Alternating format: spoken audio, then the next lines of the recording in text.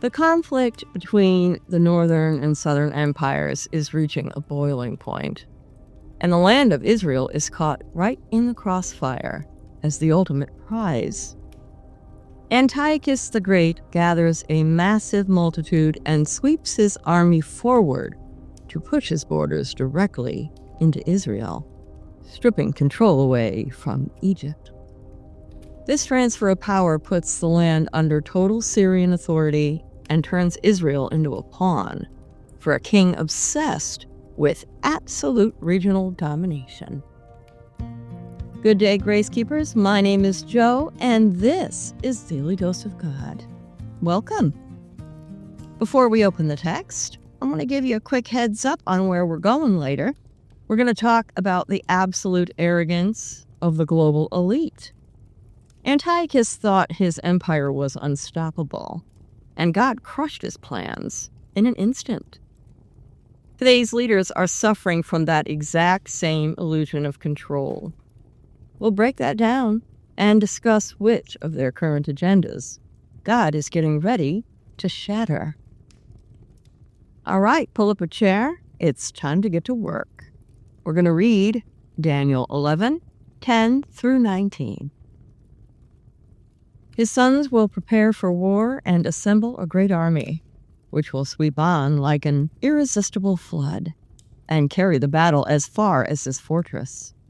Then the king of the south will march out in a rage and fight against the king of the north, who will raise a large army, but it will be defeated. When the army is carried off, the king of the south will be filled with pride and will slaughter many thousands, yet he will not remain triumphant. For the king of the north will muster another army larger than the first, and after several years, he will advance with a huge army, fully equipped. In those times, many will rise against the king of the south. Those who are violent among your own people will rebel in fulfillment of the vision, but without success. Then the king of the north will come and build up siege ramps and will capture a fortified city. The forces of the south will be powerless to resist. Even their best troops will not have the strength to stand. The invader will do as he pleases. No one will be able to stand against him. He will establish himself in the beautiful land and will have the power to destroy it. He will determine to come with the might of his entire kingdom and will make an alliance with the king of the south, and he will give him a daughter in marriage in order to overthrow the kingdom. But his plans will not succeed or help him. Then he will turn his attention to the coastlands and will make many of them. But a commander will put an end to his insolence and will turn his insolence back on him. After this, he will turn back toward the fortress of his own country, but will stumble and fall to be seen no more. The Book of Truth details the sons of the king of the north, gathering their strength and launching a massive campaign. They assemble an army that sweeps forward just like an unstoppable flood. We look directly at the historical record to see exactly who fulfills this. Antiochus the Great is the true power behind this northern surge. The king of the south marches out in a blind, desperate rage to meet him. We know how that usually works out. I don't know about you, but if I do things in anger, it never works out. Antiochus raises an even bigger, more lethal force. He crushes the Egyptian army at the Battle of Panium, right there by the headwaters of the Jordan River.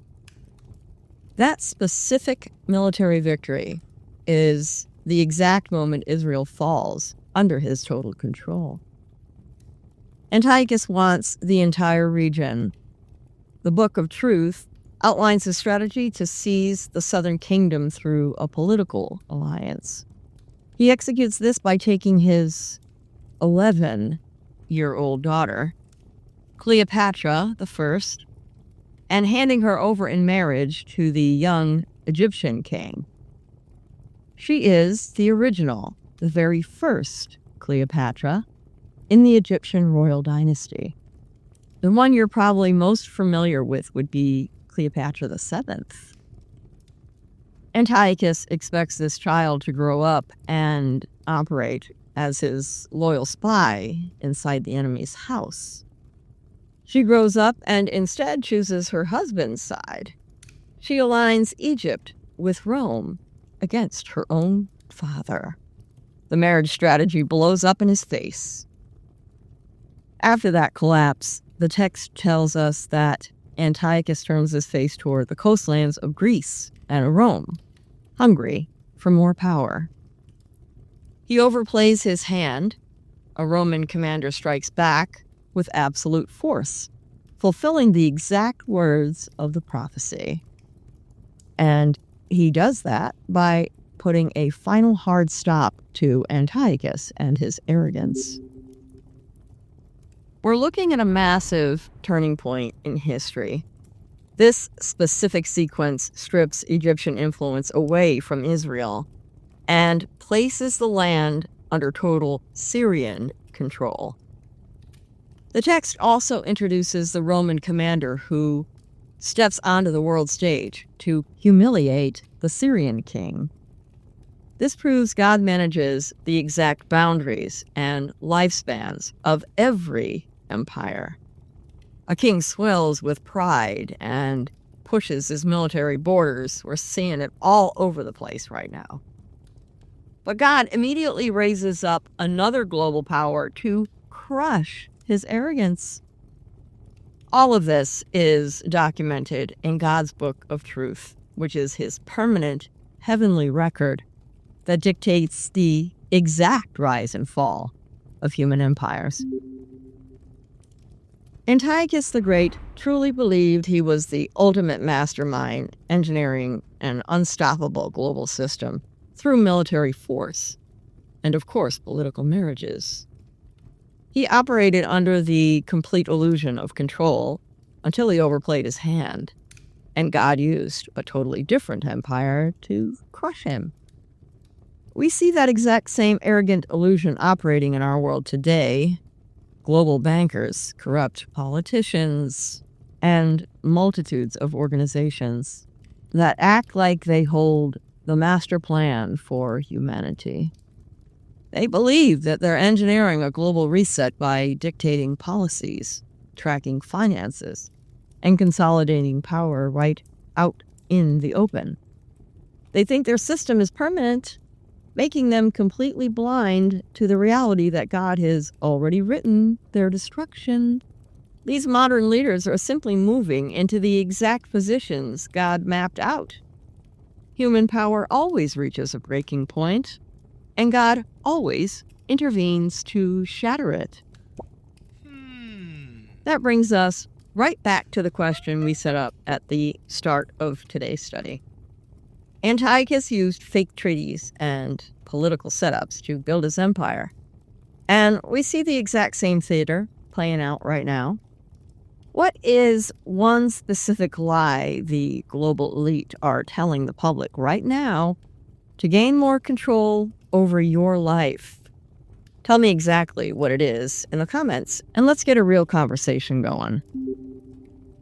The cycle of power is shifting again. Tomorrow we move straight into verse 20, where we'll watch the arrival of a new ruler who bypasses military force and uses lies and flattery to steal the throne, setting the stage for total disaster in Israel. If you're ready for tomorrow, grab your Chapter 11 workbook, linked in the pinned comment and the description. Hit that like and subscribe on your way out so you don't miss any of the studies coming up.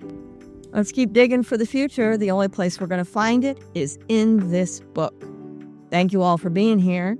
God bless you and yours. And I can't wait to see you here tomorrow for another dose. Have a great day, folks.